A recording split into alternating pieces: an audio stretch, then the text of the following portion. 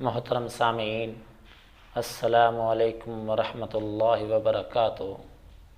آج ہم سورہ بقرہ کی آیت نمبر 5 کا ترجمہ اور تشریح پڑھیں گے۔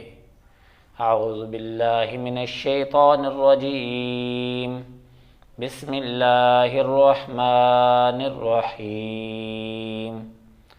اولئک علی ھدی من ربہم واولئک ھم المفلحون۔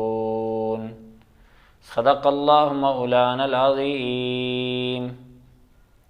یہی ہیں وہ لوگ جو ہدایت پر ہیں اپنے رب کی طرف سے، اور یہی لوگ کامیاب ہونے والے ہیں، یہی لوگ فلاح پانے والے ہیں۔ اولئک سے مراد کون سے لوگ ہیں؟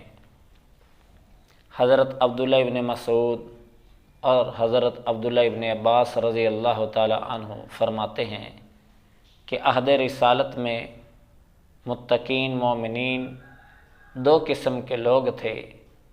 نمبر 1، وہ لوگ جو پہلے مشرک تھے، انہوں نے ایمان کو قبول کیا اور اسلام کے اندر داخل ہوئے، اور دوسرے وہ لوگ تھے جو پہلے یہود و نصارہ تھے، اہل کتاب تھے، انہوں نے ایمان قبول کیا اور مومنین متقین کے اندر داخل ہوئے۔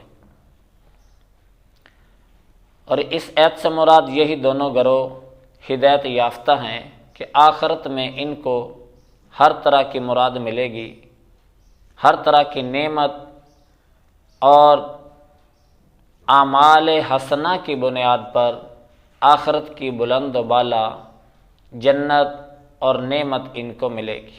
ان کے بارے میں فرمایا اولئک علی ھدی من ربہم واولئک ھم المفلحون۔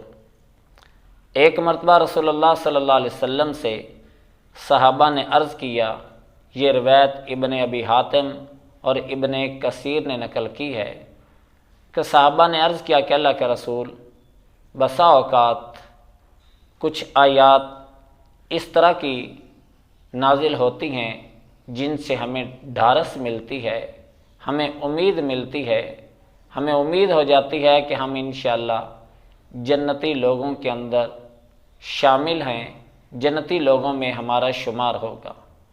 اور کچھ آیات ایسی آ جاتی ہیں جن سے ہماری کمر ٹوٹ جاتی ہے اور ہماری امید نا امیدی کے اندر بدل جاتی ہے، ہماری امید ختم ہو جاتی ہے، اور ہم یہ سمجھ بیٹھتے ہیں کہ شاید ہم جنت کے اندر کبھی جا ہی نہیں سکتے۔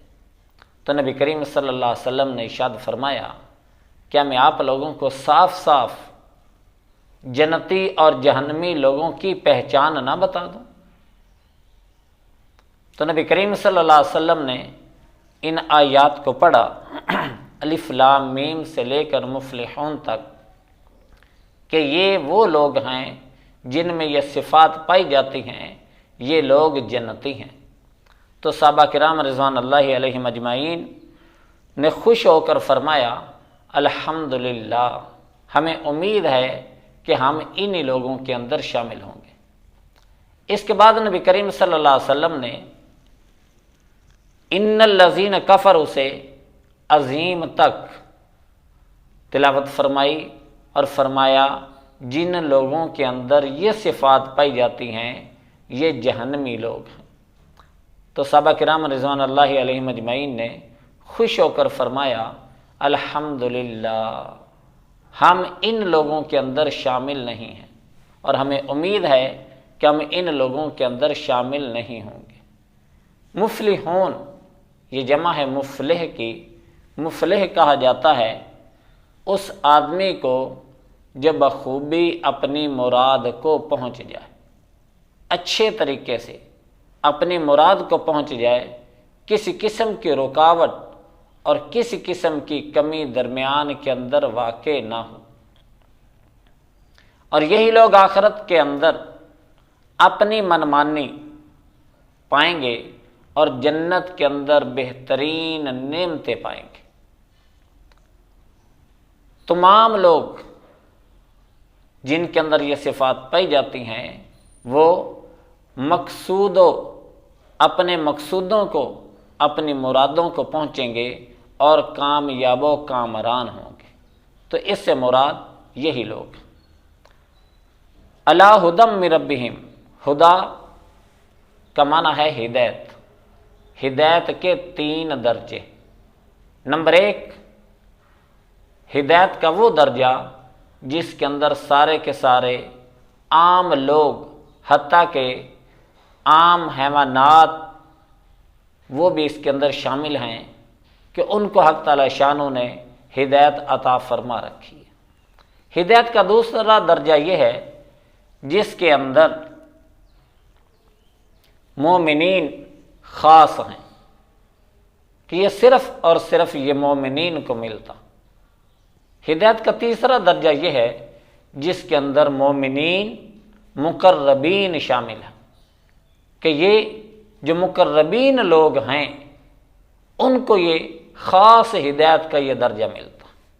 تو حق تعالی شانوں نے ہدایت کے 3 درجے رکھے ہیں، اپنے اپنے درجے اور اپنے اپنے مقام کے حساب سے یہ سارے کے سارے لوگ یہ ہدایت کو پاتے ہیں۔